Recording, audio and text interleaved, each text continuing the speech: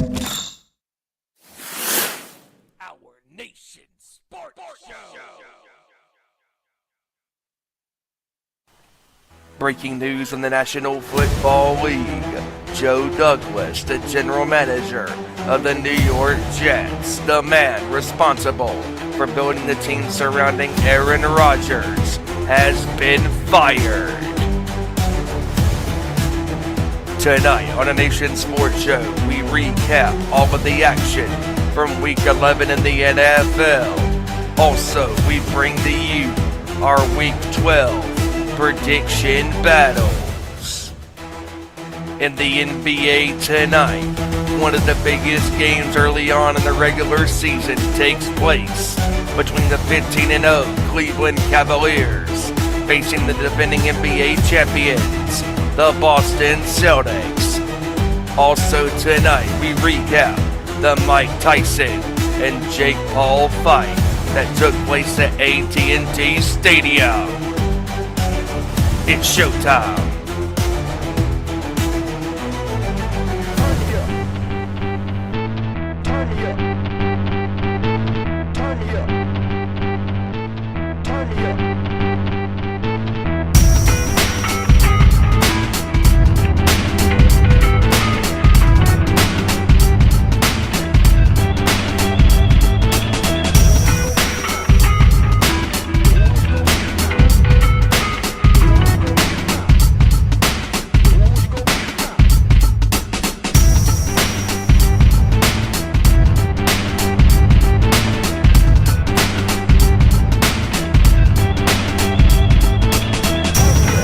Good up to the court, talking all that is sport, breaking down the latest news, scores, and more.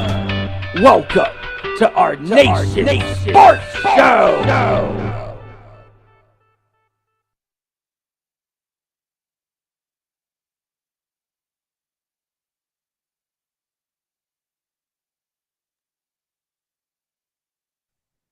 All right, let's go, everybody. Shaking myself awake here. What's going on, everybody? It is our Nation Sports Show. We are live. You wanted the best in sports talk? Well, you've got the best. What's going on, everybody? Ezra Vickery here. Thank you guys for joining us for another great week of sports talk. Obviously, we got a lot to get into. Of course, like you said, Week 11 is wrapped up, all done, and tied up in a bow, and now we're going to discuss that. We're going to discuss Week 12. Of course, like you said, we got the Jake Paul, Mike Tyson fight. We've got the latest NFL news, NBA news. We got all different sorts of stuff to get into, and it's going to be an action-packed show, and we're expected to be joined, of course, by our boy Kevin Rory, and also Hijacker Mike will be joining us a little later on in the show as well for our predictions as well. So be on the lookout for that.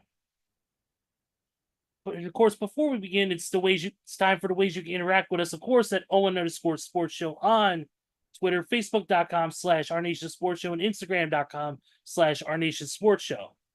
Don't forget to follow us here on the YouTube channel, like, subscribe, share, all that good stuff.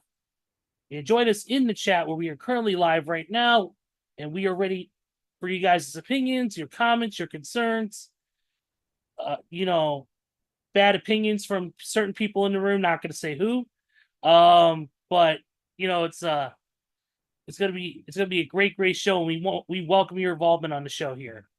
So definitely get involved with us, and don't forget to follow the Nation's Corner at the Nation's Corner on the YouTube and on Instagram, and Nation's Corner on Twitter and on Facebook or on the other social medias as well. 7 p.m. Eastern, 4 p.m. Pacific. The guys and gal talking all things about our other favorite love outside of sports and music, professional wrestling.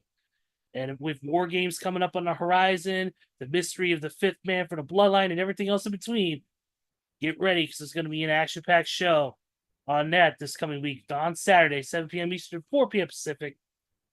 Of course, don't forget to also follow at Too Sweet Cosplay, my wrestling cosplay group out of Chicago, at Too Sweet Cosplay across all socials. We're slowly buttoning up together one last appearance before the true holiday season begins. So keep an eye on our social medias for when that'll be announced. All right, enough of my spiel, enough of my plugs that I'm not getting paid for, obviously, because none of us get paid here. It's it's time to introduce the crew that we have right now. And of course, we got with us, starting off here, testing out his new microphone, and the only thing new about him besides his commander's woes, ladies and gentlemen, JT Joey Thornton. Hey, what's going on, everybody? Hope everybody's having an amazing Tuesday. And I got to be off camera for just a little bit, but you'll get to see this beautiful face at some point throughout the show. But until then, let's go, baby. Oh, God help us. Right now, your face is more blocked than the Bears' field goal kick against the Packers. Oof. Ouch. But of course, we can't do this show without. Well, we have in the past, and it's gotten better ratings. But we can't do this show without him. My heavy metal brother from North Carolina, the only man whose votes are more decisive than the presidential election. The only man I know whose opinions are more controversial than CM Punk with a microphone. Ladies and gentlemen, please welcome Big Stevie Wyand. Yeah, there's no electoral college votes needed for this one. No percentages for that.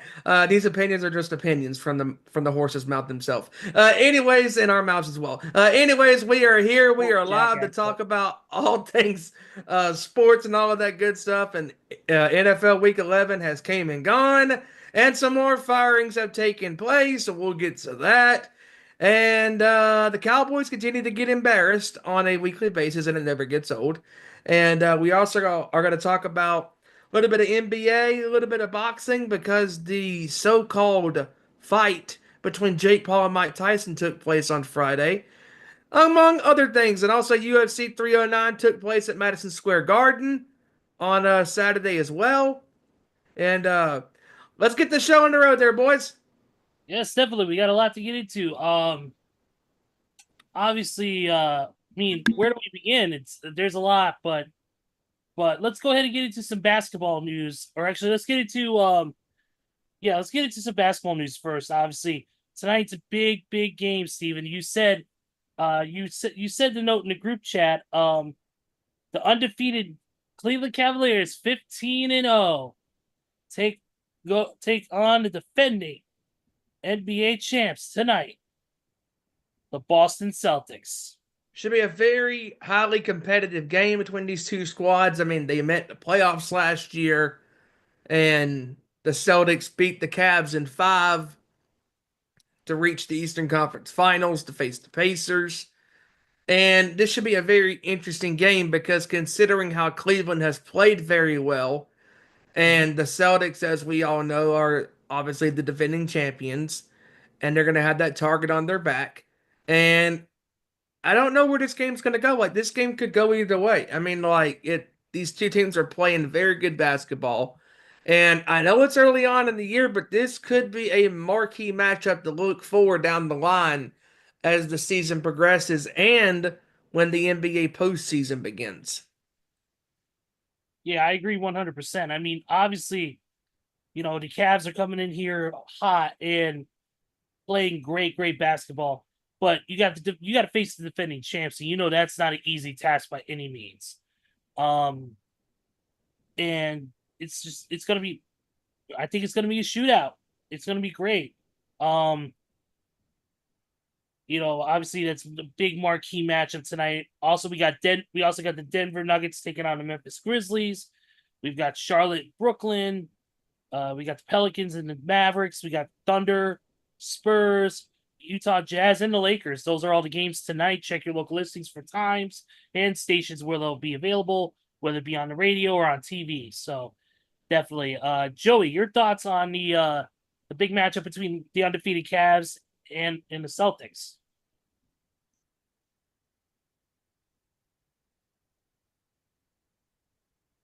Or not. So we'll come back to that in just a minute. Let's get into some other news real quick in the world of the NBA. And fortunately, some sad news came out yesterday. Bulls legend Bob Love has passed away at the age of 81 years old. Bob Love, his number is, of course, his number is retired at the United Center. legendary player. And if my app will let me click, or if my page will let me click on it without moving the page every 5 seconds, I couldn't do it. Yeah, he passed away from a battle with cancer. He was a 3-time All-Star, 3-time All-Defensive honoree, 11-year career in the NBA. Averaged a little over 21 points and almost 7 rebounds per game during his 9 seasons with Chicago. Like you said, his number was retired by the Chicago Bulls, and then was a part of the team's Ring of Honor class in January as well. So definitely some sad news coming out of the world of the NBA with the passing of Bob Love once again at the age of 81 due to cancer. Also, Victor Wembanyama will not play tonight against the Thunder. He's dealing with a knee injury and he will not play tonight. So there's your kind of broad stroke of news there. Let's go ahead and talk about the. Oh, there's Joey. Okay, Joey, you back? Yeah, sorry, I had to step away for just a minute. Okay, go ahead and talk about the Cleveland. Celtics game. Tell you what, that's going to be a dogfight. I mean, there's not really much I can say, but you got star talent on both sides of the ball with Donovan Mitchell, of course, leading Cleveland. And then, of course, the two-headed monster, or the two-headed J monster, I should say, in Boston with Jason Tatum and Jaylen Brown. I mean, these are definitely two of the best teams in the NBA right now. And notice I said the entire NBA, not just the Eastern Conference, not just the Western Conference, but these are the top 2 teams in the NBA right now. So there is no doubt in my mind that this is going to be a war. A war between both sides.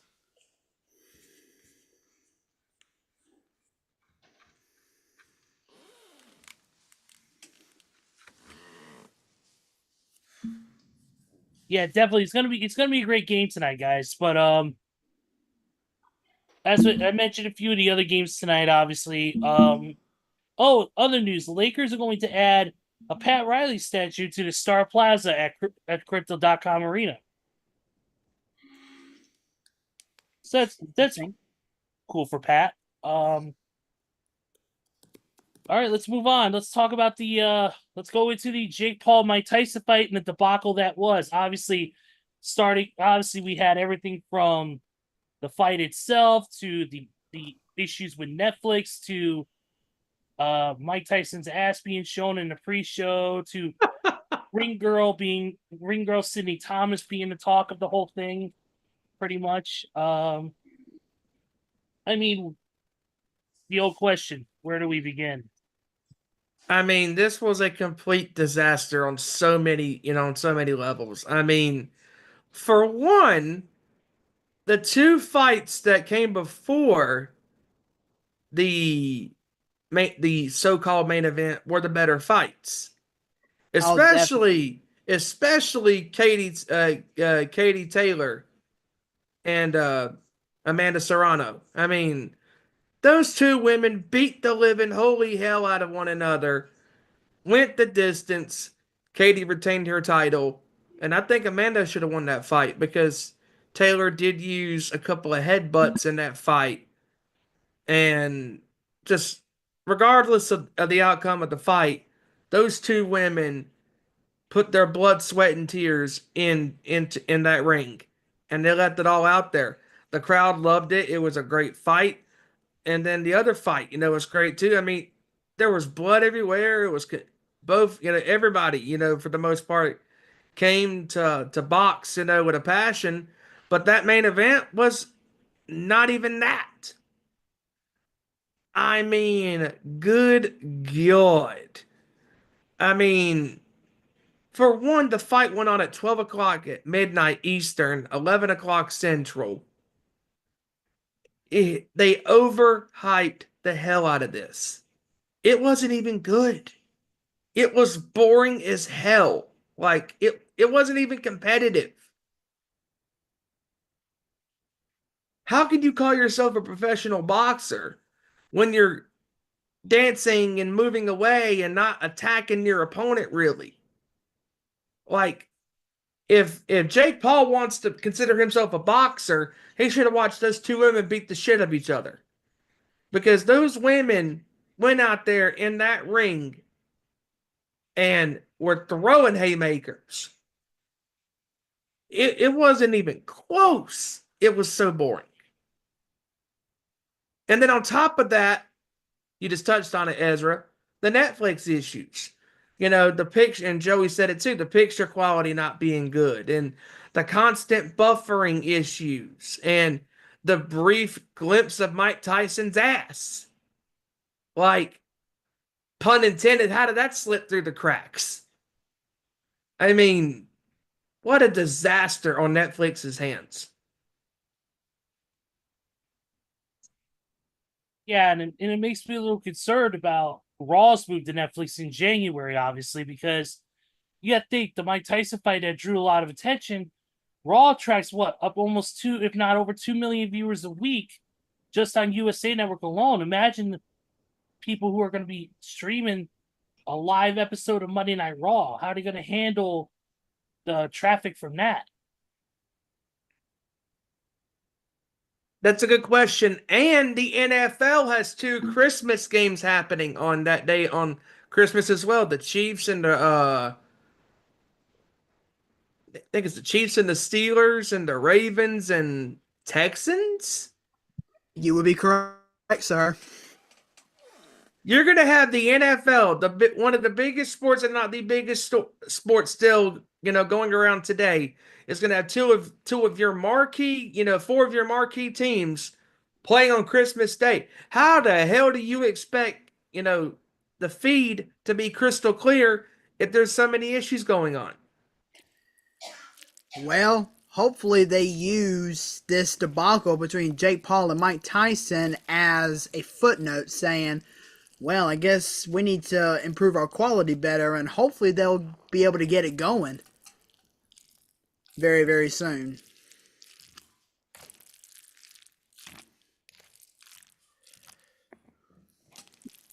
Yeah, it's gonna be interesting to see how that plays out coming up. Especially And not just that, but the people that paid to be at that spectacle. That's all it was. It was a spectacle. Come on. Jake Paul got paid $40 million because he bet on himself. He bet on Y'all himself. knew Jake Paul wasn't losing that fight. Like, come on. Listen, Mike Tyson was getting paid $20 million, win or lose.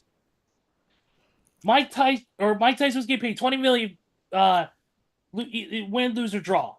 Jake Paul bet on himself $40 million, double or nothing.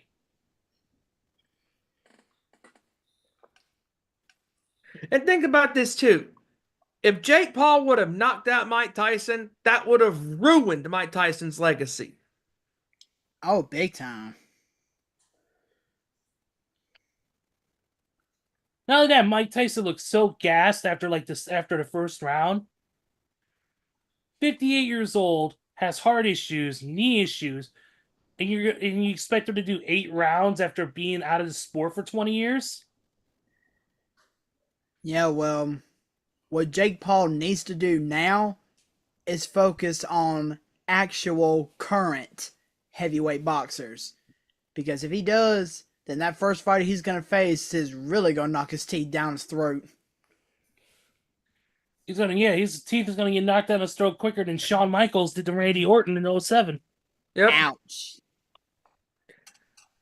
Freaking. I mean, oh God. I mean, it was, and they said, oh, it's a sanctioned boxing bout. It still looked like an exhibition fight. Like, it wasn't even. It's an exhibition. Well, even if Jake Paul were to go up against Floyd Mayweather, Mayweather would knock his ass out.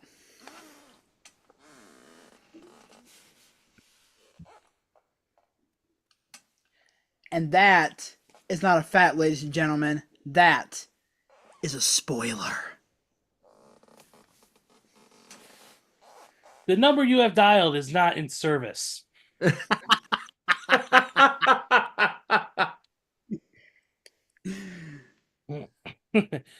But yeah, let's go ahead and move on to let's see. Is there any news coming from the major leagues, Joey? Do you have anything on that front right now? Oh wait, yes, there is. Breaking news. You see this, Joey? Yet breaking news out of the world of major leagues. What's up? Steven Vaught was named the AL Manager of the Year, Nice. and Pat Murphy was named NL Manager of the Year. I know that irks you because those are the Brewers. I also read where Juan Soto is going to be meeting with the Dodgers. Yeah, and also Juan Soto, I can't remember if it was last week or the week before last, but he met with the Boston Red Sox for 3 whole hours. Oh boy. But I did see The that. Phillies are also meeting with Soto. Oh God, if the Phillies are able to sign Juan Soto, it's over. If the Phillies or the Dodgers. The Mets have sent the reliever Eric Orze to the, or no, yeah, they sent Eric Orze to the Tampa Bay Rays in exchange for Jose Siri.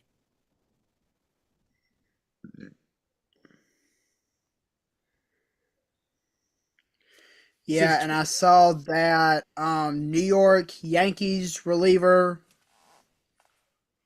Luis Gil, as well as #1 overall pick from the Pittsburgh Pirates, Paul Skeens, were the 2 rookies of the year. No surprise with Paul Skeens, though, because he was dominant from the word go.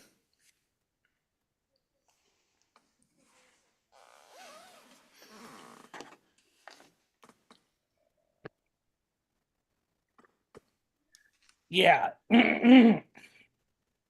Definitely. But that's pretty much it from the major leagues. So let's go ahead and let's get into the dominant conversation, which is of course the world of the NFL. And boy, what a week this was, man. Insane week. Let's get into probably the game that let's talk about domination, and let's talk about 54. And no, I'm not talking about Brian Urlacher. I'm talking about the number of points the fucking Detroit Lions put up this week. 52 points. 52 points, man. That number of points they put up this week, insane. But then again, they did play the Jacksonville Jaguars, who, might I add, were without Trevor Lawrence, as well as Brian Thomas, as well as Travis Etienne. Ass whoopings and ass whooping. Who cares? Yeah, that's a 3. Those Real are the quick, 3 shout outs to Randy here in the chat.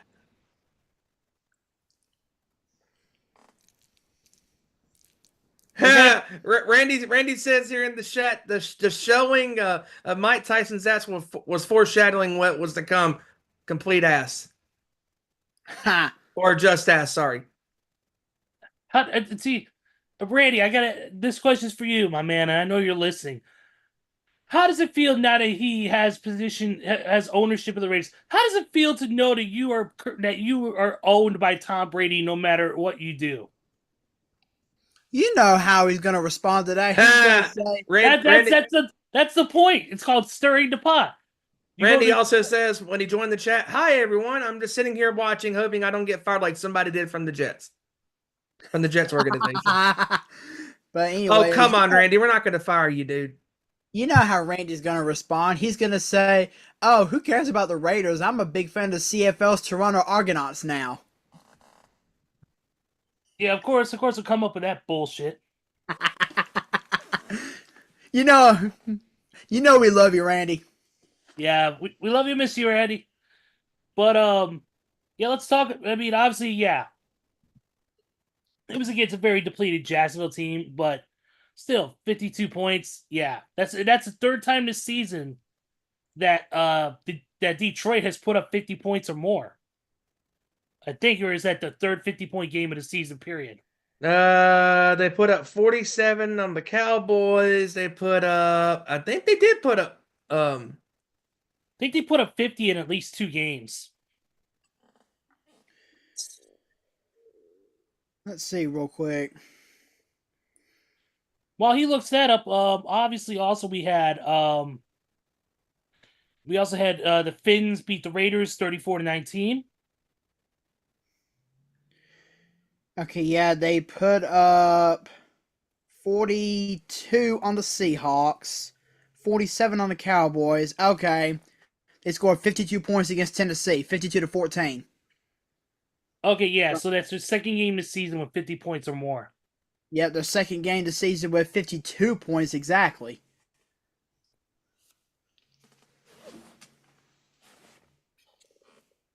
Very nice. But yeah, they're playing great ball, man. The Detroit Lions are something else. They're gonna be a force to be reckoned with come playoff time.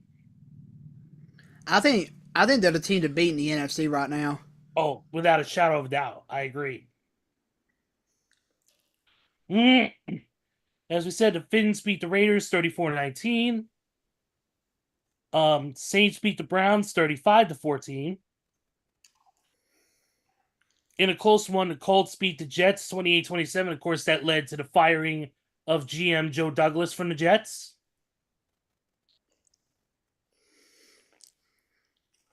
Just comment on any of these games when you guys want to.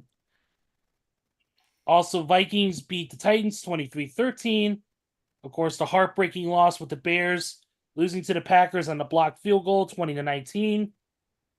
they're literally kicking themselves after that loss. That was heartbreaking. Truly was. On the way home from Indianapolis, watching that game, and I just literally wanted to throw my phone out the window on the highway. Dang. We mentioned about the Lions game. The Rams beating the Patriots 28-22. Steelers in a close one, 18-16 over the Ravens. Didn't expect the Steelers to beat Baltimore.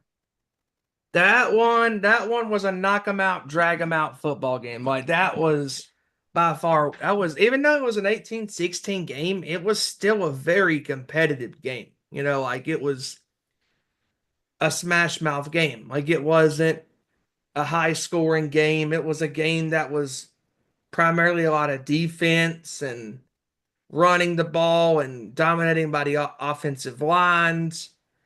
And Lamar Jackson, the Steelers are his kryptonite. I mean, he is now 1-4 against the Steelers, and if he's gonna get past this roadblock, it's gonna be probably in the playoffs, or he'll have to come up with a better game plan against the Steelers as the season progresses later on. When they meet again. And of course, one thing you got to keep in mind with this win on Sunday, the Steelers have now won 8 out of the last 9 games against Baltimore. And get this, all 9 games have been decided by 1 possession. That is a insane stat right there.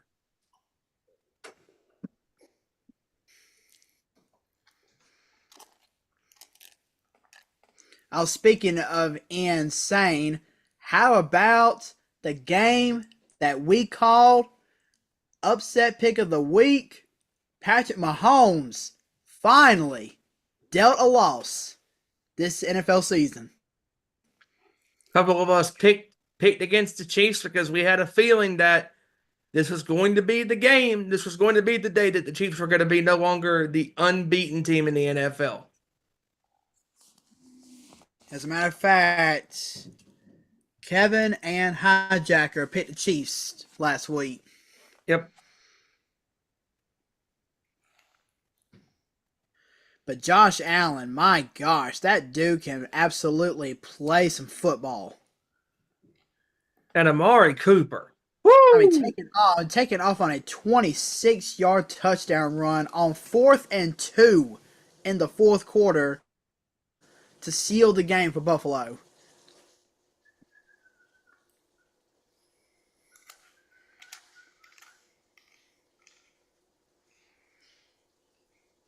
And Mahomes, once again, did not look good at all. I mean, multiple interceptions, running game couldn't get nothing going. Just got to give credit to Buffalo's defense. Their defense played really good ball pretty much all game long. But let's be honest. This means nothing until you can beat the Chiefs when it matters the most. That's right. Until you can beat the Chiefs consistently in the playoffs, that's when you can really make your mark.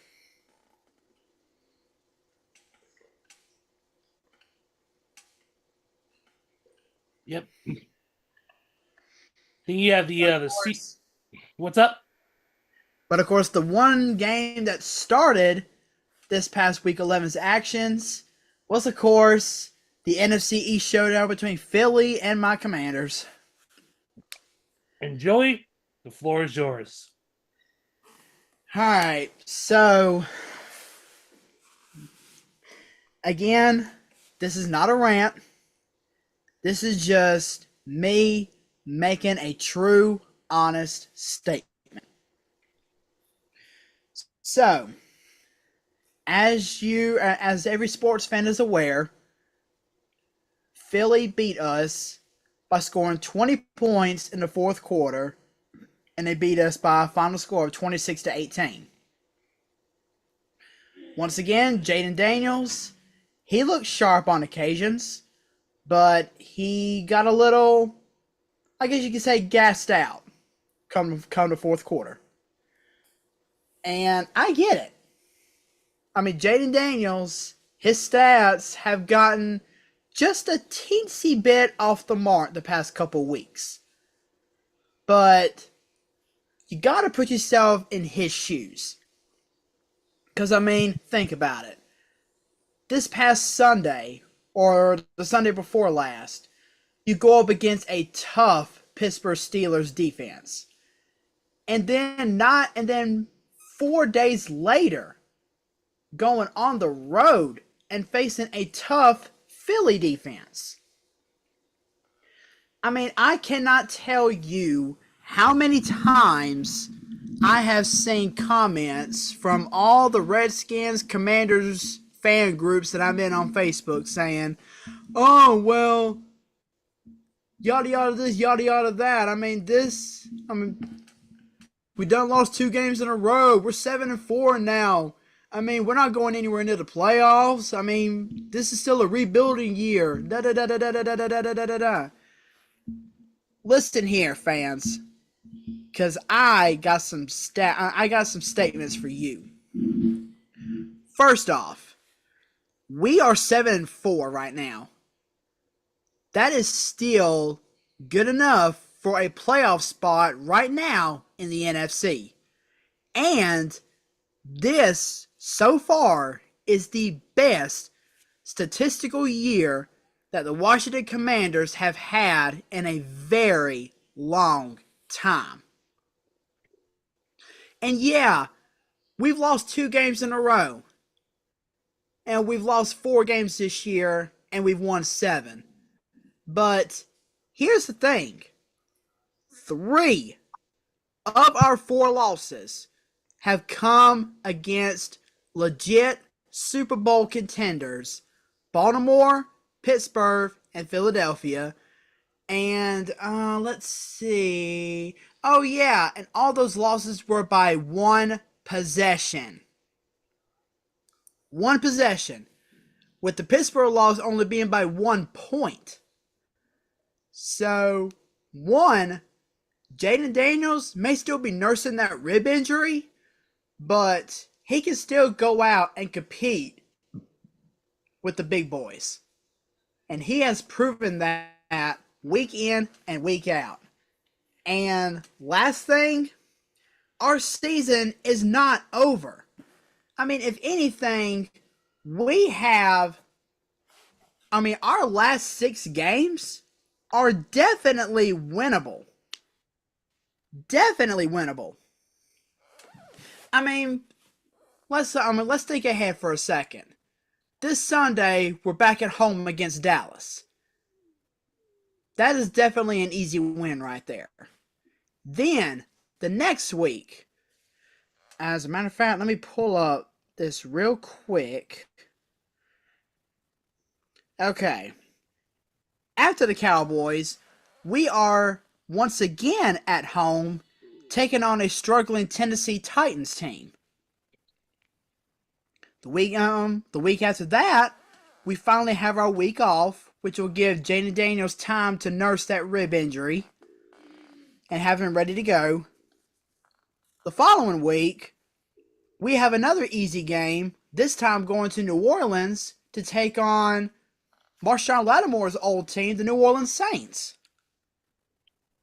And then we're back at home against the Eagles, back at home against the Falcons, and then we go on the road to take on the Cowboys one more time.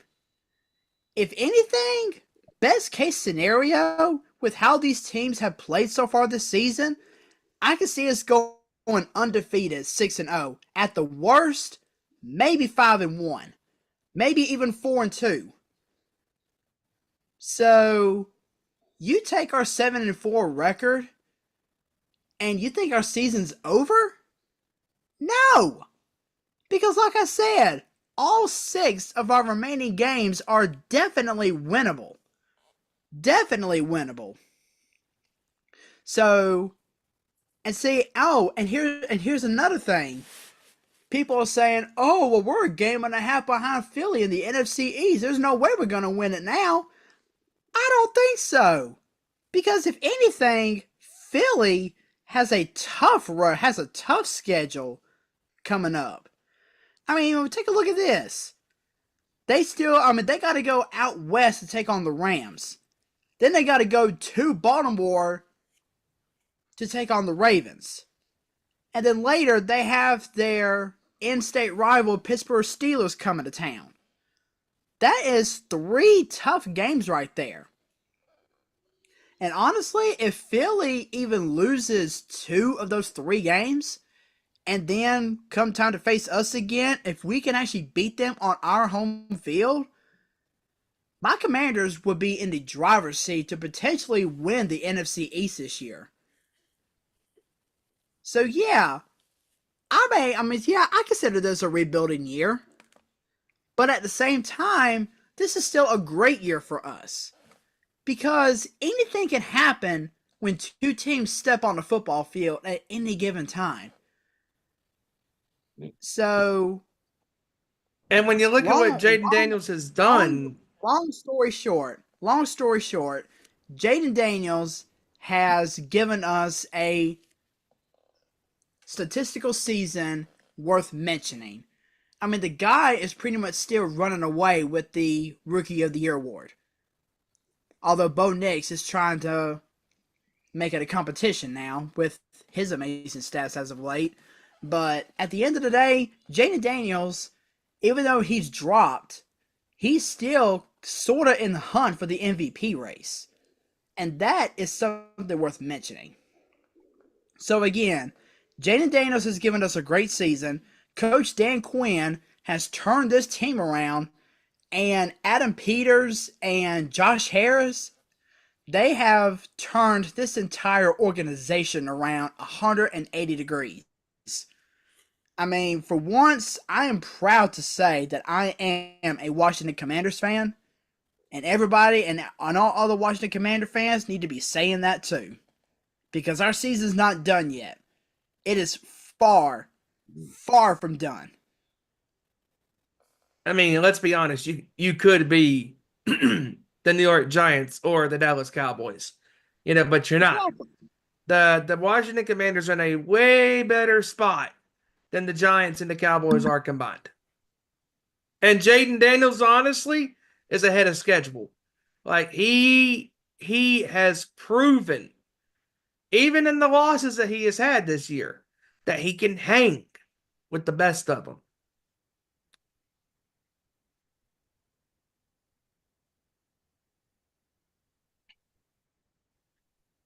Yeah. Let's see here. Also, the Broncos wipe out the Falcons 38-6. Atlanta's such a hard team to figure out. Like, they are up and down all year long. And then you've got let's see here. And real quick before you continue, I do want to touch upon that Detroit blast of Jacksonville real quick because Okay. Detroit is honestly looking like from the top to the bottom in the NFC, they're looking like the best complete team in the NFL so far at 9-1. Yeah. They can score on many different facets of the game. Special teams, offense, defense, their running game is great. Their receivers are great. Their quarterback's great. I mean, just they're a well-oiled machine, and they are not slowing down.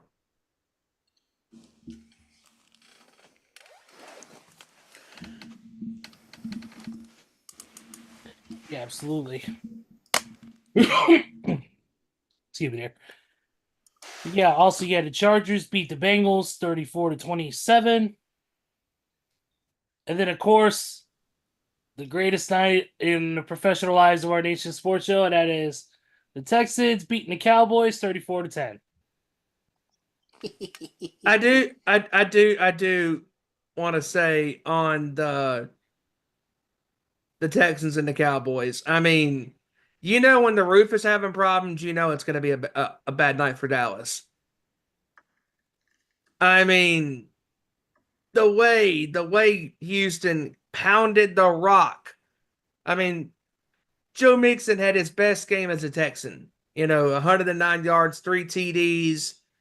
Just you could tell that CJ Stroud was okay with them running the ball because that Dallas front cannot cover the run, as we talked about on this show multiple times.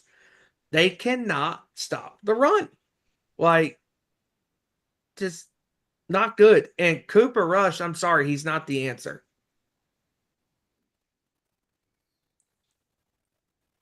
And their running game is horrible. And their offensive line is depleted with injuries. Yeah. Just not good. Not good. Not good at all now. All right, here we go. Quick score update. 8:04 to go in the second quarter. Boston is on top of Cleveland 34-30. Interesting. Okay. Let's take a quick minute from the NFL news to get some news that has just dropped, and that is, of course, the college football playoff rankings have been announced. Indeed, they have. I just looked at it myself. Yep. So let's run them down here. And number 25, you got the Fighting Alumni. Number 24, you got is this University? What was this, University of Las Vegas? UNLV. Yes. All right, number. Hold on, wait. Okay, yeah, I'm right. Okay, sorry about that. Number 23, Missouri. Number 22, Iowa State. Number 21, Arizona State. Number 20, Tulane. Or Tulane, whatever you want to call it. Number 19, Army. Number 18, South Carolina. Number 17, Clemson. Number 16, Colorado. Number 15, Texas A&M. Number 14, BYU. Number 13, SMU. Number 12, Boise State. Number 11, the Tennessee Volunteers. And in the top 10, number 10, Georgia. Number 9, Ole Miss. Number 8, the Miami Hurricanes. Number 7, Alabama Crimson Tide.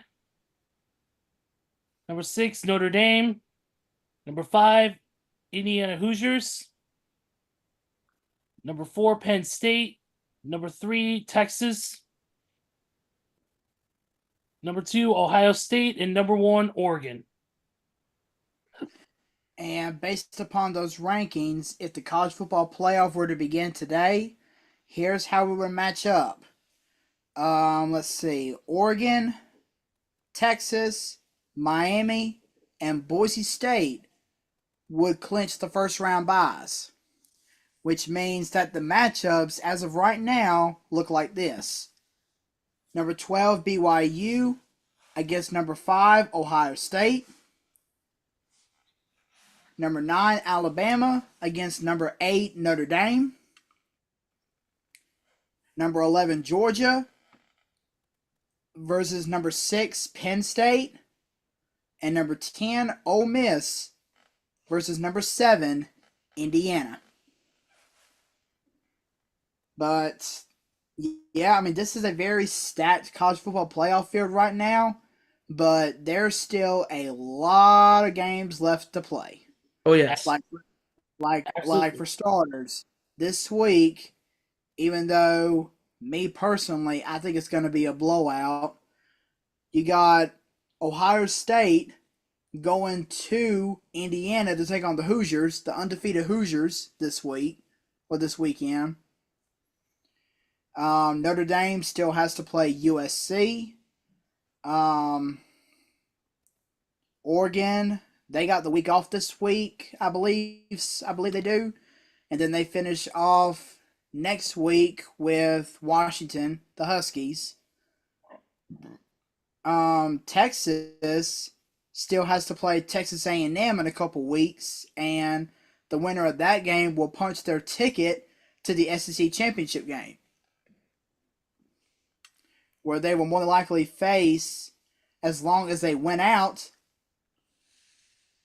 believe it or not, the University of Alabama. So pretty much all Alabama needs to do is win out, and they're in the SEC championship game. Because the way they break it down is they're looking at 5 teams right now that could finish 6-2 in the SEC conference. So they got to go. They have to have a certain set of criteria to see who is going to get the nod over everybody else. And right now, they're saying that Alabama has a better cumulative conference record against teams such as Ole Miss, Georgia, Tennessee, and Texas A&M. So that's pretty much saying as long as Bama wins out, they're in. And Alabama, I mean, as much as I would love to see Alabama go to the SEC championship game, we got to focus on one game at a time, starting off with this Saturday night as we go to Norman, Oklahoma to take on the Sooners. And then next Saturday, when we're back home in Tuscaloosa or T-Town to take on our fiercest in-state rival, the Auburn Tigers. So again, one game at a time. And if we make it to the SEC championship game, great. I would love for us to in Coach DeBoer's first year. But we shall see what happens. Yes, sir. Absolutely. And of course, keep an eye on ESPN for more updates as we go along. And of course, we'll be covering it on the show as the college football begins again, and we get ready to when it comes to January, and we get ready for the playoffs and the finals. It's going to be an amazing. It's going to be amazing season coming up. So we'll be covering it all.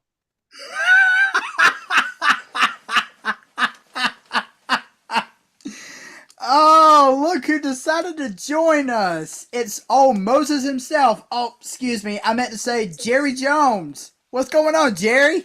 Well, we've been around the rim. We're so close to being a good football team. I couldn't imagine us being 3-7.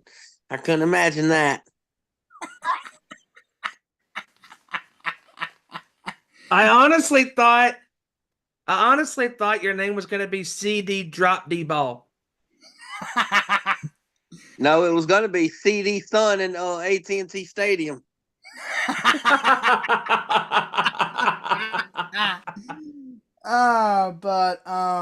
Since Kevin Roy has now decided to join us, I believe he mentioned something in the chat about how he has a rant about his own NFL team, the San Francisco 49ers.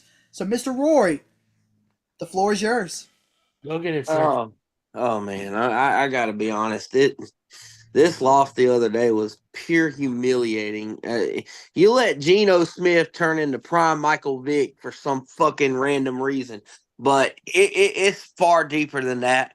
I'm finally on board with the fan base. I know we got some irritating fans and literally like to jump the gun, but it's got to rip the Band-Aid off. I think Kyle Shanahan should be fired after this season.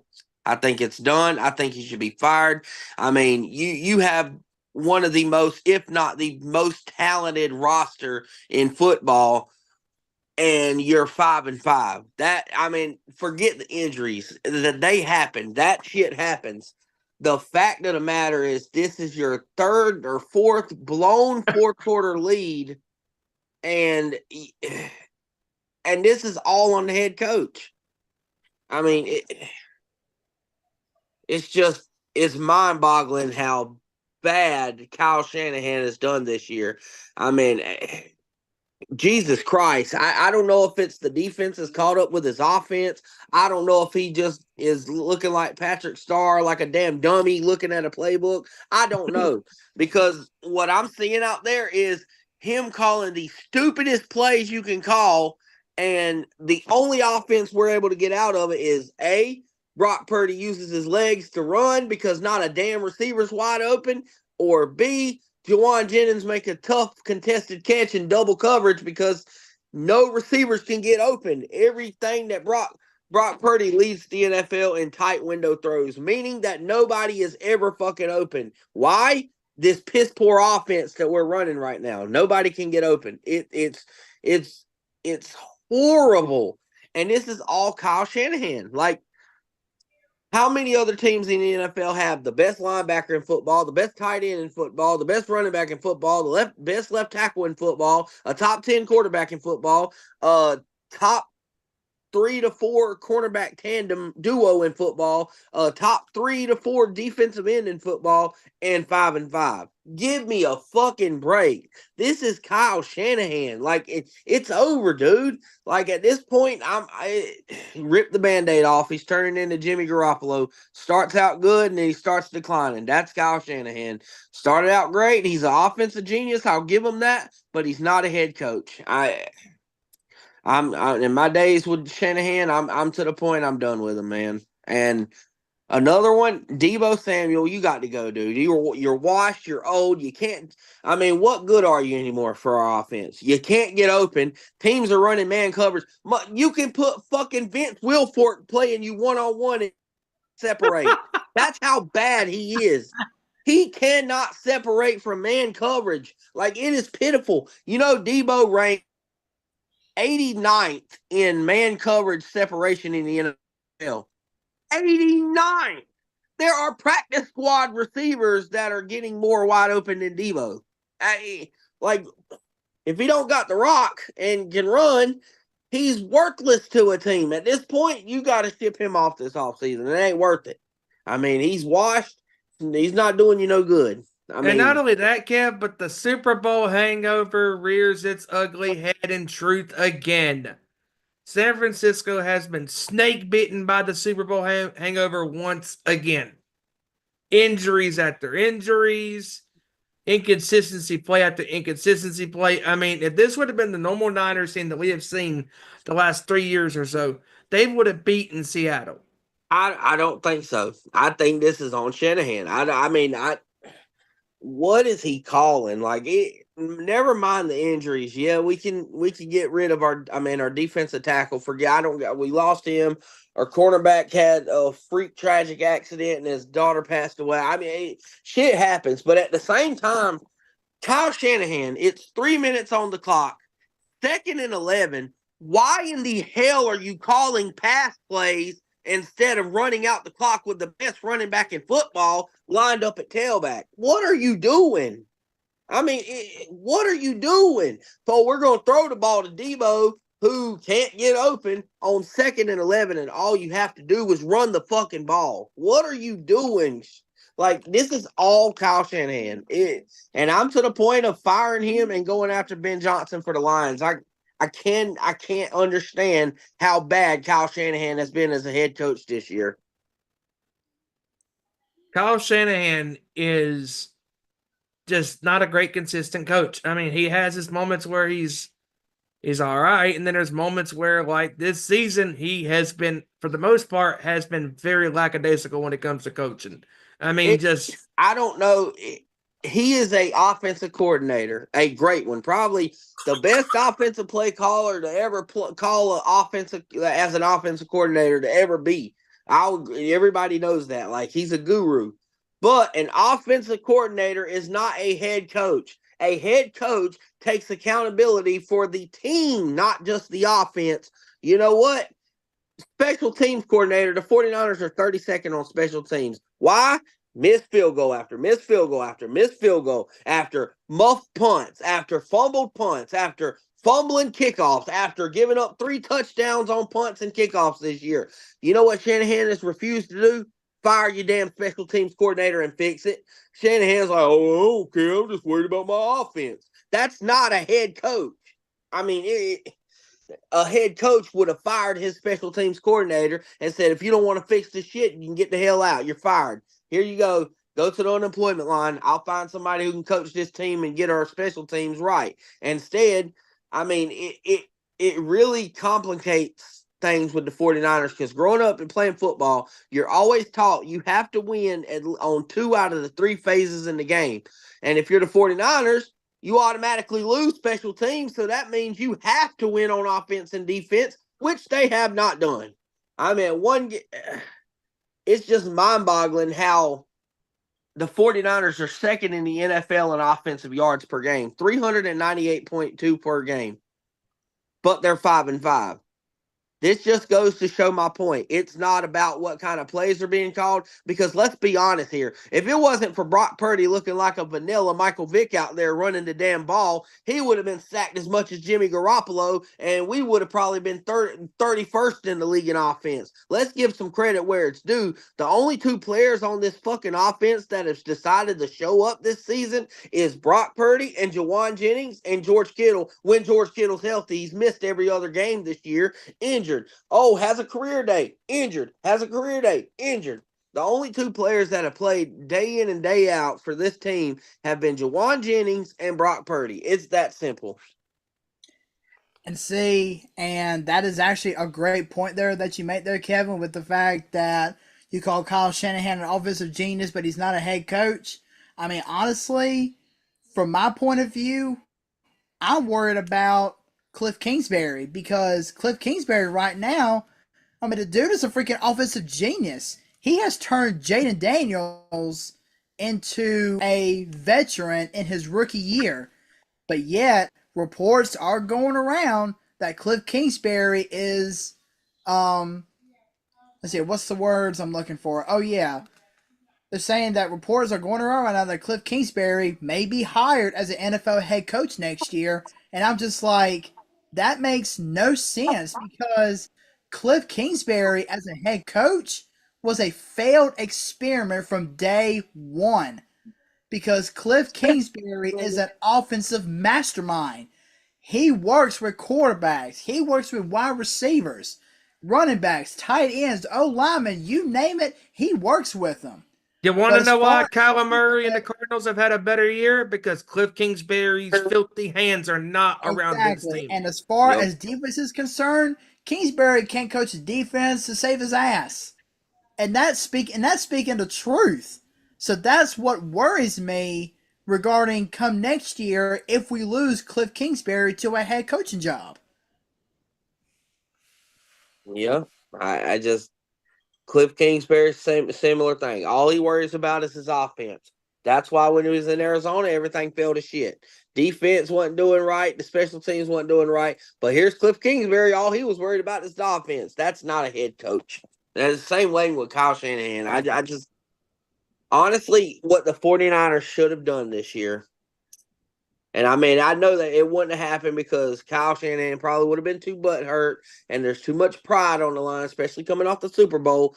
They really should have demoted Kyle Shanahan to offensive coordinator and hired Bill Belichick as the head coach. Let me just be honest.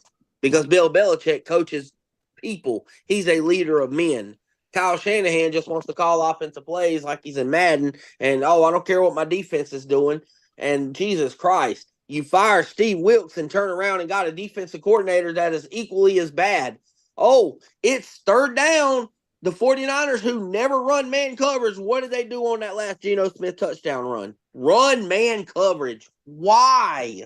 Like that, his play calling is equally as awful as Kyle Shanahan's offensive play calling. And we talked about this too, Kev. You know, like in the offseason, like why would you fire Steve Wilks, who led this defensive charge, who knew what he was doing as a defensive coordinator? This team was playing great. I wouldn't say great because this run defense has been shit. Last year, you look at what Kirk Cousins and the Vikings did to us. 450 yards, 550 yards of total offense, and ran all over us. And I mean, I get why the Steve Wilks firing happened. I really do. But if you fire him, then the pressure's on you that you better damn sure make sure you got the right replacement. And so far, it ain't. I'm not saying it's worse because the pass defense, just like with Wilks, pass defense is good. The corners and safeties are doing their job. They're dominating. The pass rush is not getting home, and they can't stop the damn run. And I guess you can contribute it to Nick Bosa because I read a stat the other day that said before Nick Bosa got hurt, again, another freak injury, he's been battling the last 2 weeks a left oblique strain. Now he gets hurt and he hurts his right oblique. So now he's got 2 oblique strains. But anyway, before he got hurt in the fourth quarter, Seattle had 6 points and 80 yards of total offense. When Nick Bosa went out the game, Seattle ended up with had 13 points and 197 yards of offense. Jeez. I mean that's ridiculous. That's why you need to draft a damn defensive end. I'll never understand why we drafted a fucking wide receiver and we needed a defensive end opposite Nick Bosa. Instead, you want to put plug-and-play misfits in that never work out that you think that Chris Eric is going to come in and make everyone look like prime Nick Bosa or DeMarcus or Lawrence Taylor or some shit, and it's just not the case. Other than that, you got corners, you drafted well, other than your first-round pick, and I like Ricky Pearsall, but wide receiver is not a need. When you just signed Jawan Jennings, you still got Debo, you signed Brandon Ayuk to a max deal, why do you need 4 receivers? I don't understand. But yeah, I'm finally on the board. Just fire Kyle Shanahan. It's not even worth it no more. Well, that was Kevin with our weekly rant sponsored by Jerry Jones Centrum. No matter how much you take, you forget that your team sucks. Well, then again, before we go into our pick segment, answer me this, Kevin. Do you think any of these defensive coaches will call an offensive play like we saw on Madden earlier? Yeah, the Indianapolis Colts from those years back. Fucking snap the ball and just stand there. Yeah. The offensive line stood there like statues. And let this be your weekly reminder, folks. If you're a quarterback, buy your offensive line Rolexes for Christmas. If not, that will happen. You better treat them right for Christmas. Treat the cupcakes right. Treat the bet with some respect. Oh, real quick, also, the news coming down today that Joe Douglas was shown the door. You're done. You're fired. Get the hell out of here. Not even surprised. Speaking of the Colts, giving up a late fourth quarter lead against the Colts, the Jets, and the offensive line couldn't block it all. Not surprised. Shocker. Just terrible. Just terrible play calling on the defense. The defense was terrible. Giving up the lead and not protecting the lead. And he deserves to be fired and shown the door. After all, his fingerprints were all over this Jets team. on who Aaron Rodgers wanted to come to the team and get all his buddies there, and they still suck ass. Well, I mean, we could look back at that joke meme that I saw earlier whenever Patrick was talking to Man Ray back on SpongeBob saying how he needs 80 Lacey back. Yeah, right. He don't need that fat ass back there. Oh, and before we get to the pick segment, I do want to talk about this Bengals Chargers game. What the literal hell was that? I mean, come on, McPherson. My entire scenario was about to come to fruition. I said the Chargers were going to Charger, and they did, and the Bengals blew it. Oh, you son of a biscuit eater. I mean, damn it. Joe Well, Burrow. he may have missed kids, but at least he didn't doink them. Well, that is true. Speaking of the Cowboys, quick segue. You're in a fucking dome, and you shake the kick off the upright, just doink. Doink. How the fuck did you make a 64-yard field goal and you doink a 40-yarder? Ain't that some shit? You see, Joe Burrow went from Cody Rhodes finishing his story at WrestleMania 40 to Cody Rhodes losing to Roman at WrestleMania 39. Oh. Damn. Yeah, that was a weird game because the Bengals looked dead in the first half, and then they just somehow caught fire in the third quarter into the fourth quarter, and then they couldn't score the rest of the way. Nope. I mean, it was an odd game. It was a very odd game. Absolutely. We're waiting on Hijacker Mike. You should be here in about 8 minutes or so. Oh, real quick too, halftime. Celtics are up 68-48 or 65-48 at half. Oh, 17 points. Damn. They have made 14 of 22 threes. Whoa. Yeah, Boston ain't playing around tonight. Nah. Well, you know what? Speaking of the NBA real quick, how about my Warriors? Both top teams in the league got put down to Golden State, the Thunder and the Celtics. Yep. Yep. Also real quick too, also since we're waiting on Hijacker to get here, like I said, he'll be here in about 6 minutes. Real quick, also want to send outside of the world of football, real quick, want to send our congratulations and best wishes to Stipe Miocic, who retired after the loss to John Jones at UFC 309.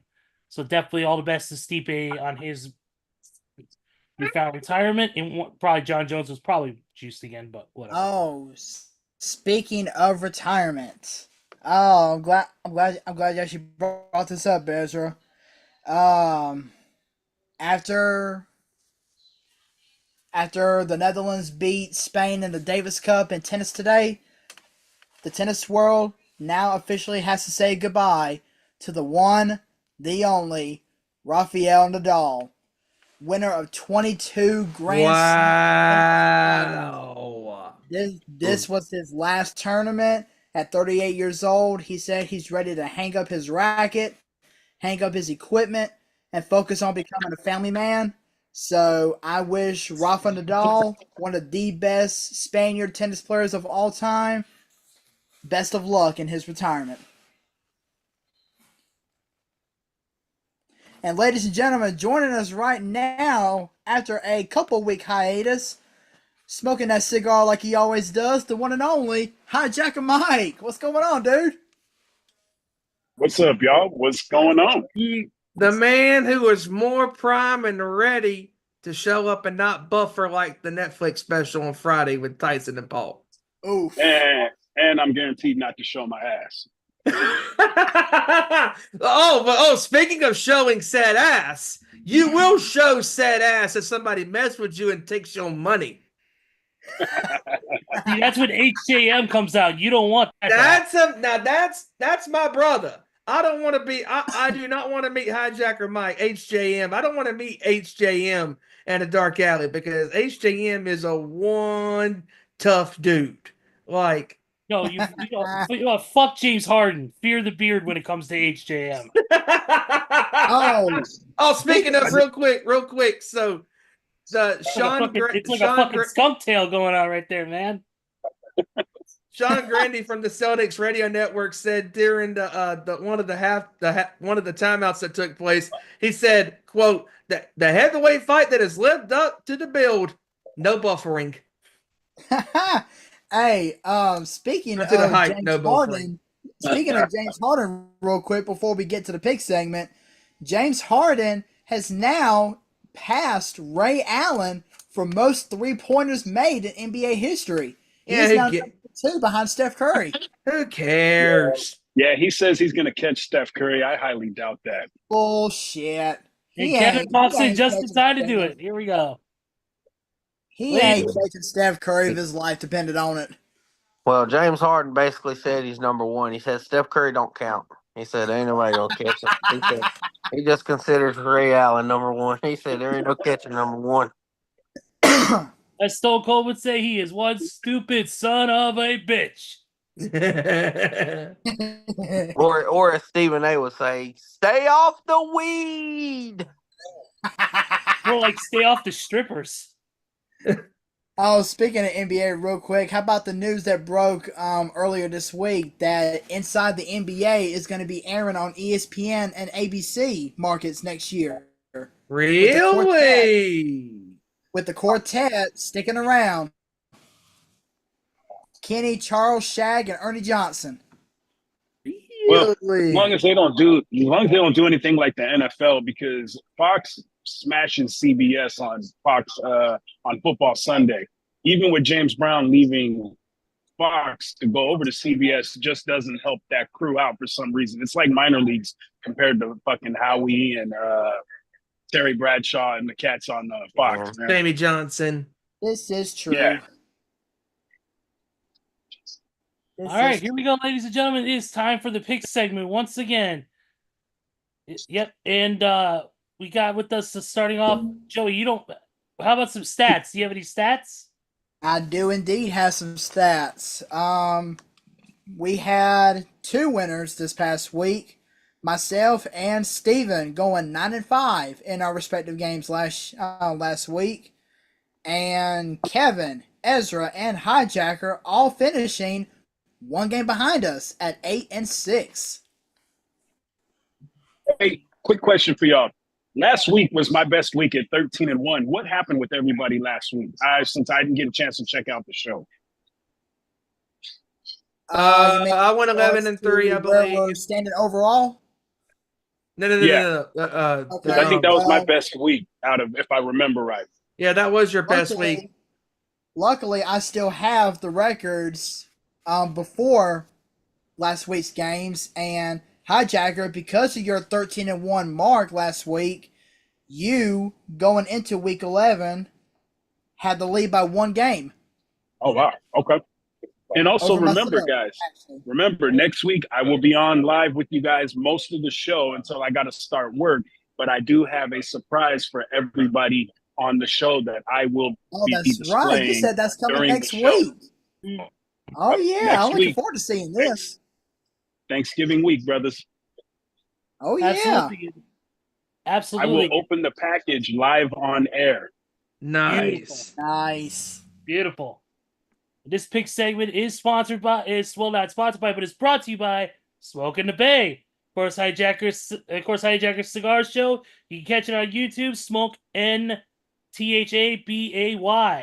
Catch it, Smoke in the Bay on YouTube. Yep, and it's burning fast, man. This past weekend, I gained 40 followers, so I don't know what the hell's going on. Nice, dude. Nice. Hell yeah. Very nice. My 40 email accounts worked. Who would have thought? How about that? All of have my first name and 40 different number combinations. All right, well, that? let's get things started off with a AFC North showdown on Thursday night. Ezra? Absolutely, man. 7:15 or 8:15 start. It is the Pittsburgh Steelers going to Cleveland to take on the Browns. I'll go ahead and start this off. Give me Pittsburgh freaking outright. If Cleveland can't compete with New Orleans, losing by 3 scores, Pittsburgh's gonna blast them all over the field. Give me Pittsburgh outright, 41-7. Yeah, give me Pittsburgh to roll over Cleveland. Give me Pittsburgh 34 to 14. Give me Pittsburgh in this one. Pittsburgh is dude, there's gonna be no offense from Cleveland in this game. Barely, their offense is gonna be more disconnected than Paul Heyman's cell phone number. Ouch. So give me Pittsburgh in this one, 27-7. Yeah, I got Pittsburgh 24-16. I'm going with the upset. I'm going Cleveland 16-14. Jesus! What? Division game. I mean, I get it. This I is a get it, but my lord. You must be taking the same stuff Kyle Shanahan is. did Tony Khan give you a nice stash? Good old Tony Montana. All right, first game on Sunday. Oh no! Is Please don't absolute- tell me you're gonna bring up this ass whooping, aren't you? Dude, this is the biggest can of whoop ass you can open up since Detroit did this on Jacksonville this past week. That is the Chiefs going to Carolina to take on the Panthers. And if you lose this Okay, game, I'm gonna Jesus. start this one off. Patrick Mahomes is gonna lead the Chiefs out. They are gonna be so pissed. They're gonna show no mercy on Carolina. Give me the Chiefs, 45-0. Oh, show no mercy. Yeah, give me Kansas City. Come on, give me the Chiefs to beat up on these little pussy cats. Give me Kansas City. Yeah, give me the Chiefs 31-3. Give me Kansas City 41-3.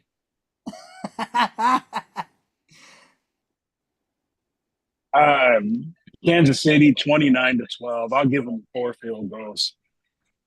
Oh, the season of giving is upon us, and hijackers Give get me that these missed cats. touchdowns with 2 missed kicks. Funny, I thought Hijacker was gonna say a Right, touchdown, a field goal, and a safety. I was hoping it was going to be like something like 30 or 28-5 or something wacky. They're gonna have a Titus O'Neil day. Slip and There you slide. go. Yeah, give me the Chiefs. Give me the Chiefs 24-13.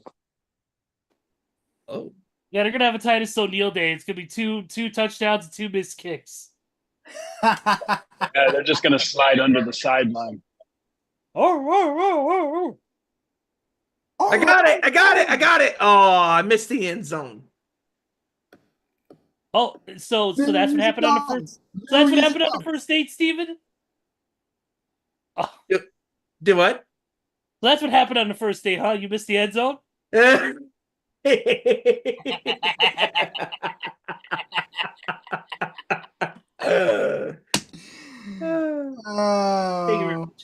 Oh. Next game is another ass whooping, and that is Minnesota heading to Soldier Field to take on the Bears.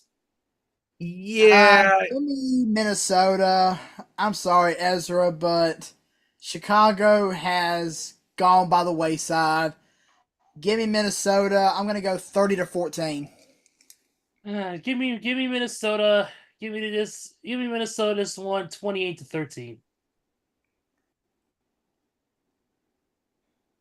Yeah, give me Minnesota to beat the Bears 28-14. Yeah, I got Minnesota 27-20 on this one. Yeah, give me the Vikings to beat the Bears 21-0. Oh, damn. Shut out. If Minnesota doesn't win this game, it's a conspiracy. I was playing games like this in the Gulf of Tonkin. Let's see here. Moving on. Next game is the Tennessee Titans taking on the Texans. Give me the Texans. Give me the Texans 27-10. Texans in this one. Texans in this one 24-10. Yeah, I'll take Houston 24-19 on this one. Yeah, give me Houston. Give me Houston 31-17. Yeah, give me Houston 28-17. Okay. All right. Next one. Detroit Lions heading down to the home of the Royal Rumble to take on the Colts. Ass kicking alert. Ass kicking alert. Give me Detroit to put up another 40 McNugget on the board. Give me Detroit 40-14. Give me the Colt. Whoa. Hold on. Backtrack. I would disown Give me you the from the show if Lions. that happened. Give me the Give me the Lions to win this one outright, 45-13. Oh,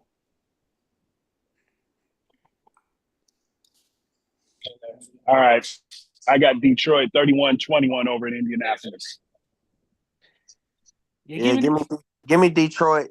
Give me Detroit 31-23. Give me Detroit 30. Give me Detroit 34-17. Okay. All right. Next game is the New England Patriots taking on the Dolphins. I don't know. This game can be kind of predictable because, the Dolphins have definitely looked better on offense, but the Patriots, they're still not a good team, but they have shown they can hang with some of the big boys for at least a little bit before they falter off. So, you know what? I'm feeling kind of odd with this one. Give me the Dolphins 25-20. Oh, look at that score. Give me the Dolphins in a close one. Give me Miami to barely survive because it is a divisional game after all. Give me Miami 21-17. We gotta tell you, Drake May's the real deal, man. Give me the Dolphins in a shootout, 33-30 on a field goal. Oh, Whoa, okay. Yeah, give me the Dolphins in this one 27-24. Yeah, it's not going to stop. Give me Miami 28-10. Ooh, outright. Okay. All right, next one is the Tampa Bay Buccaneers taking on the New York Football Giants. Well, I sure hope that regardless of what happens in this game, I hope Daniel Jones is counting his days being a quarterback for the Giants, because now that he's third string, his days in New York are pretty much over with. So with that being said, give me the Bucs to come in off their bye week and completely blast the Giants. Let's go 35-10. 20. Give me this one 31-13. Tampa Bay over the Giants. Yeah, the return of Mike Evans. Give me Tampa Bay 31-9. Give me Tampa 31-14.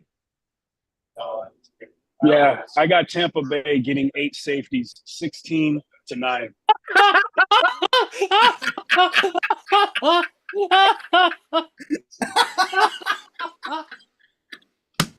This fucking guy. I had to fucking do it. Good Lord, Yeah, 8 safeties. Jeez. 16-9, Tampa Bay. Well, if it was 16-9, I don't think it's going to be 8 safeties. I don't know what cigar. I don't know what. I don't know how many cigars he's had that made him go, you know what? The cigar is fucking good. 16-9, 8 safeties. I'm sorry, but Hijacker speaks more sense than Jerry Jones at a post press conference. Hey, Tommy DeVito. Tommy DeVito is going to make Dan Orlovsky proud. Run out the back of the end zone 8 times. It's gonna happen. Trust me. I know things. Oh, and by the way, going back to the Indy game real quick, I actually was traveling to Indy the other day, and as I was going into Indy, I was seeing billboards for the Royal Rumble as I was heading in there. Nice. It's pretty cool. Speaking of Jerry Jones, the next game is the Cowboys taking on the Commanders at the Commanders' home stadium. Oh, too bad this isn't at Cowboys Stadium. It doesn't matter. Give me the Commanders to beat the Cowboys. Give me Washington to pound the rock because the Cowboys can't seem to stop the damn run. Give me the Commanders 34-10. Oof. Give me my Commanders.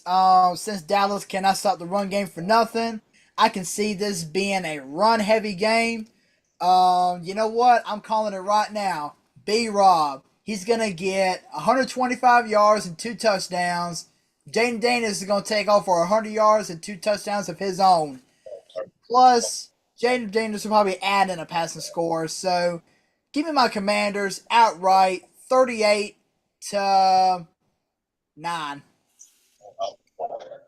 Yeah, I got Washington in this one, 30-10. I've finally learned my lesson with picking the Cowboys the last few weeks. I'm done. I was sure would hope so. Give me the Commanders. Give me the Commanders 34-3. Yeah, I'm going to throw a little salt in the wound real quick just by this little fun fact. The Cowboys are the only team in all major sports that have not won a home game in the year of 2024. Just thought I'd throw that in there. But no, give me the Commanders 30-12. All right. That is true. After going 2 years of not losing a game at home, they've now lost every single home game this year. All right. Next is the first 4:00 game, and that is the Denver Broncos taking on the forever owned by Tom Brady Raiders. Give me the Broncos and Bo Nix to beat the Raiders. 31-10. Give me Denver 34-10. Yeah, give me Denver in a blowout, 41-11. Damn! Oh, damn! Yeah, Denver's got this one, 21-14. Yeah, give me Denver in this one, 23-13.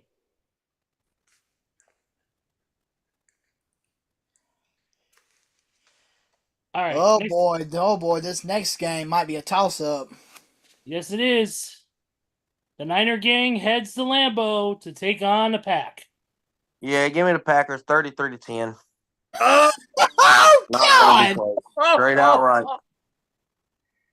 Whoa! Ooh. Ooh. Not gonna be close. Oof. Oof. Nick Bosa's Man, not I going to honestly don't know play who to either. pick Yeah, our in this game, man. defense is about to. Our defense is going to give up 500 yards of offense to the Packers. I honestly don't know who to pick in this game. I'm going to roll with Kev on this, unfortunately. And you know how much I hate the Packers. I mean, so I got to go Green Bay. I'll go Green Bay 31 to 16.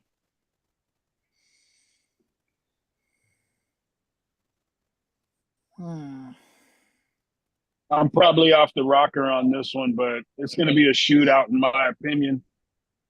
San Francisco 31, Green Bay 24. Okay. Hijacker going against the grain.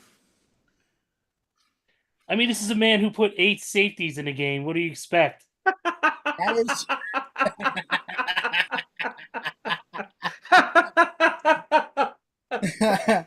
eight safeties against 3 field goals.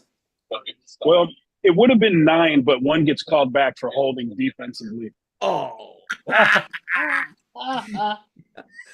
wouldn't expect anything less.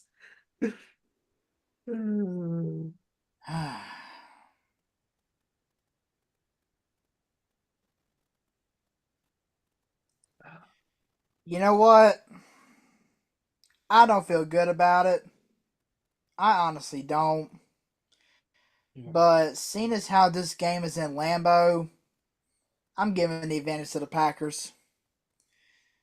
I think Jordan Love is going to lead them on a game-winning touchdown drive with 5 seconds to go in the game, and the Packers are going to walk out of Lambeau with a 1-point win, 28-27. Yeah, man, this game is so tough to call because you don't know what San Francisco team you're going to get. Give me Green Bay. Give me Green Bay 30-23.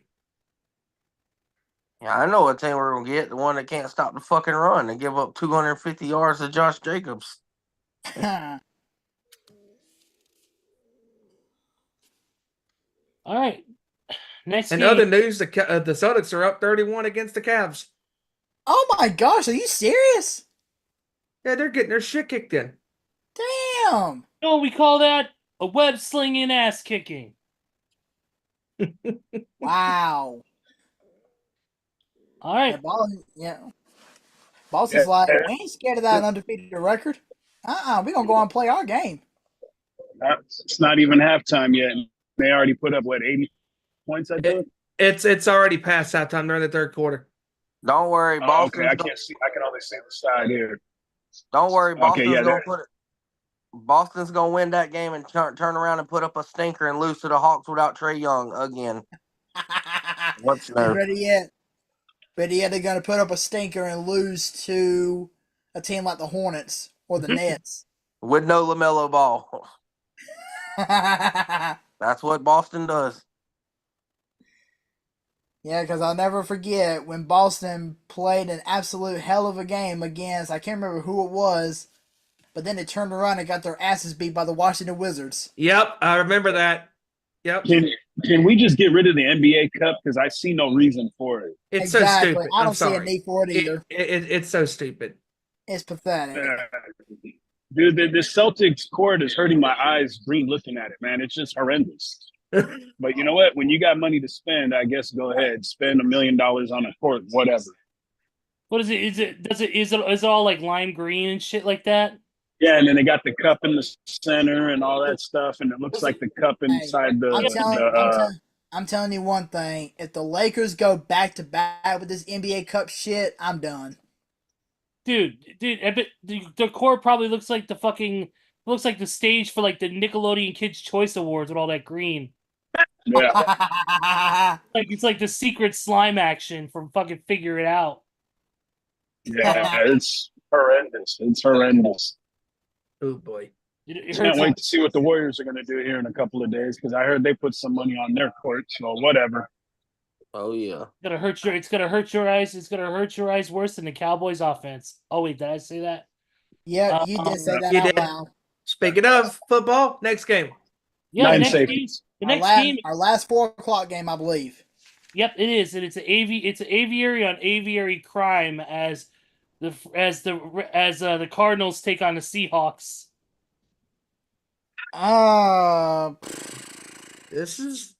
That's an easy one. That's kind of tough. I'm gonna go with Arizona in this one. I'm gonna go Arizona 31-20. Honestly, this game might be hard to pick because we never know which versions of these teams we're gonna get. But give me the LC Cardinals in this one. Give me the game 28-24. Almost the same score as that. Give me the Cardinals on a game-winning field goal, 27-24. Yeah, I got Seattle continuing their winning ways, 27-23. Geno rushes for 16 yards with 3 touchdowns and avoids 7 safeties. Bruh! Bruh! Come on! How many weeks have I missed? How many weeks have I missed for work? I got to get it in because I'm sure you guys threw in a few of them over the last couple of weeks while I've been gone. So I got to catch up. Oh my gosh! Give me after that. Give me Arizona. Give, give, give me the Cardinals 30-24.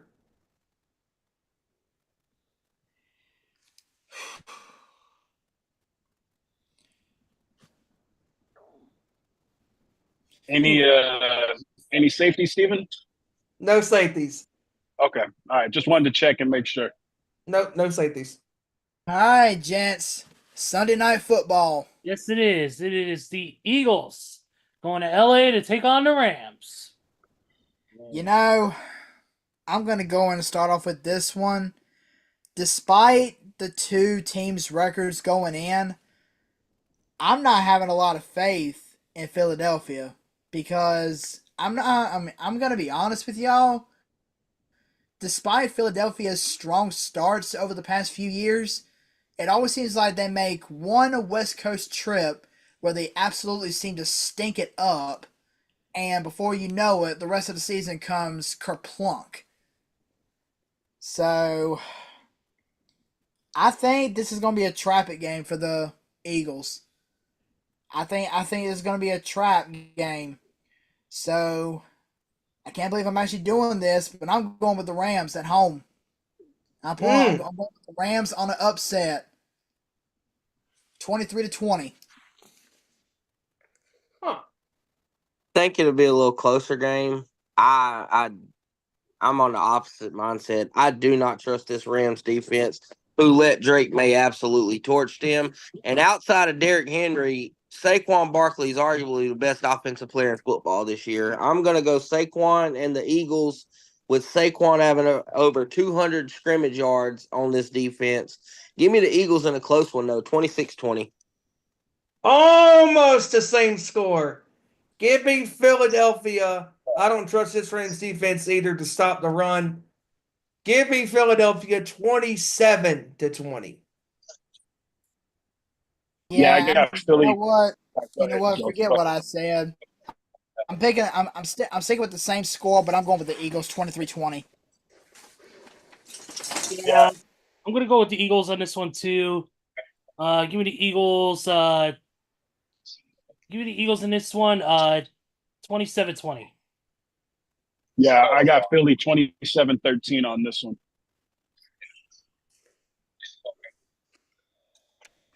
All right. Everybody went with the Eagles, right? What's up? What were you saying, Joey? Everybody went with the Eagles, right? Yep. Okay, just want to make sure. Yep. All right. Monday Night Football time, and it is the Baltimore Ravens taking on the Chargers. And before we begin, another quick score. Bye week beats the Jets 55-0, and the president fires himself.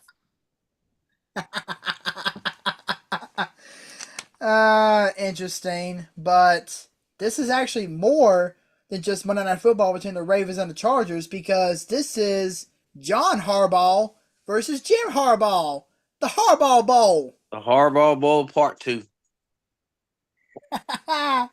But give me the Ravens. I think this is going to be their game to bounce back after that disappointing loss to the Steelers. Give me the Ravens in this one. I'm going to go 30-19. Yeah, give me Baltimore in this one. Coming off of a loss. They're pissed off. They're gonna go in there and they're gonna put some points on the board. Give me Baltimore 28-17.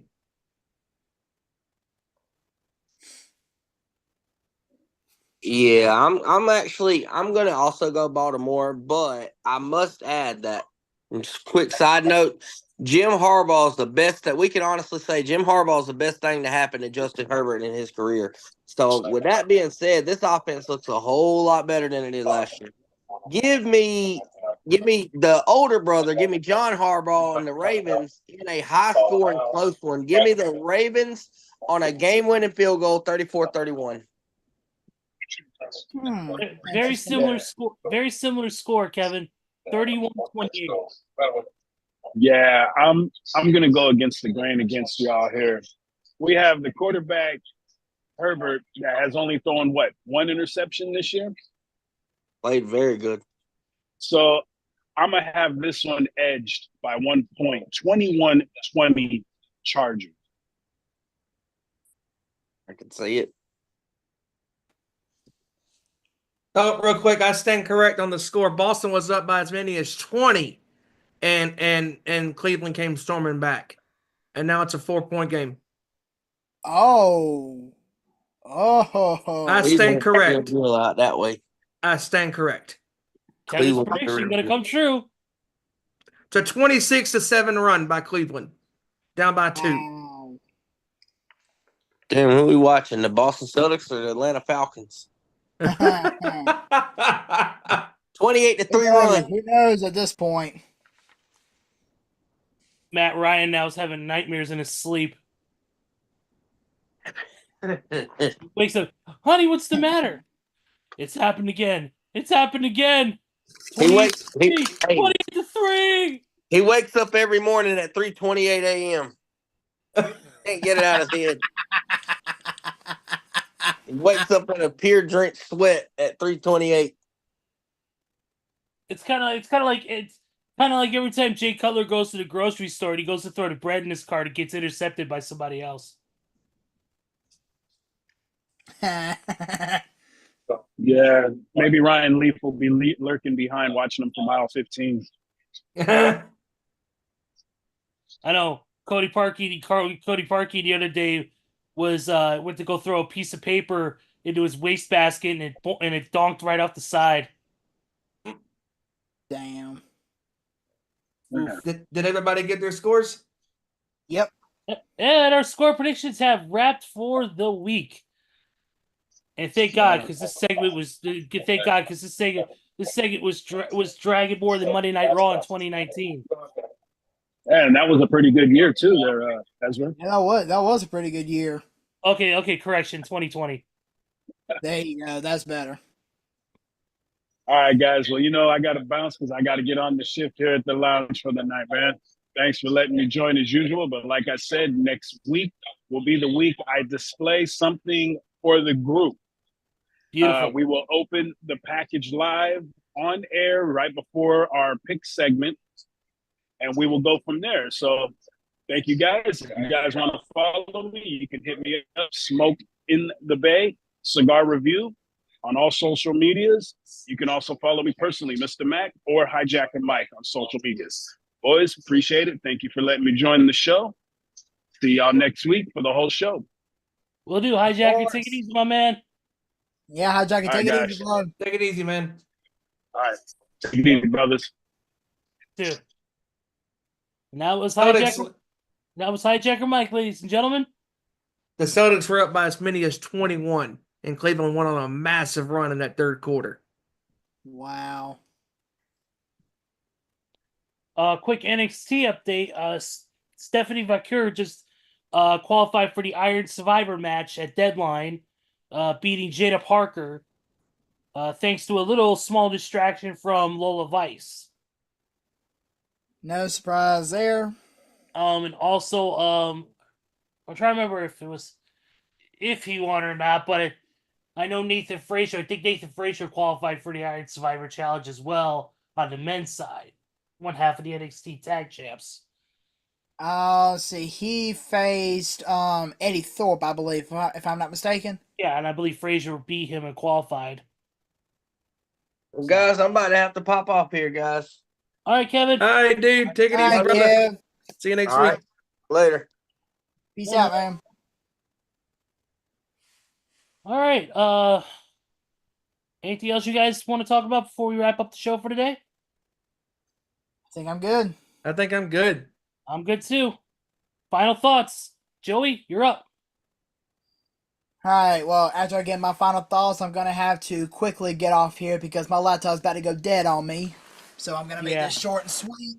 But awesome show tonight. It was great having the five-headed monster back with us for the first time in a couple weeks.